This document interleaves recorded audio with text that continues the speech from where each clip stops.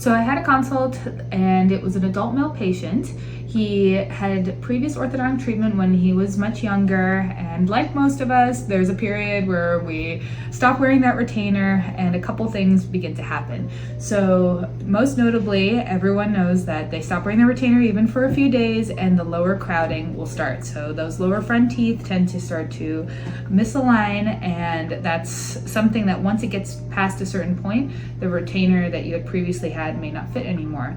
Another thing that can start to happen is as that crowding occurs, the bite can deepen, and that can even lead to spacing amongst the top front teeth. So of course, when you see those spaces, that's not something aesthetically that most people like. Plus the crowding on the bottom, it's an aesthetic issue, but it's also a hygiene issue. So when your teeth start to overlap like that, or were overlapping like that, then you can get plaque. It makes it hard to clean, and that leads to a little bit of bone loss. So when we look at this patient's ClinCheck here, so we did an intraoral scan, and then we also did a 3D X-ray to integrate this, because again, this is an adult patient. There is some general bone loss.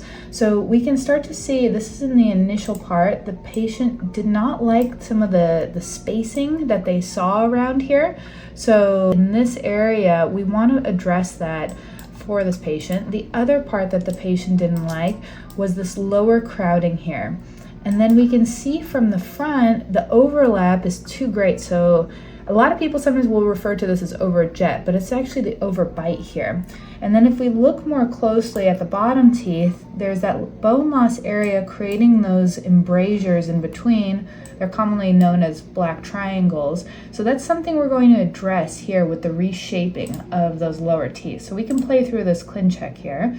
So you can see we're addressing the deep bite, bringing these teeth into the bone a little bit further down here. And then will appear that there's going to be some space here. That's just to help us with the first phase of the aligners in order to make sure the rotations are taking out of this tooth area here as efficiently as possible. So then we can look at the end here. We have some much more improvement in the alignment. We're checking to make sure that the roots are within the bone. Again, this is a prediction here of what we're trying to achieve for this patient in their first phase of Invisalign.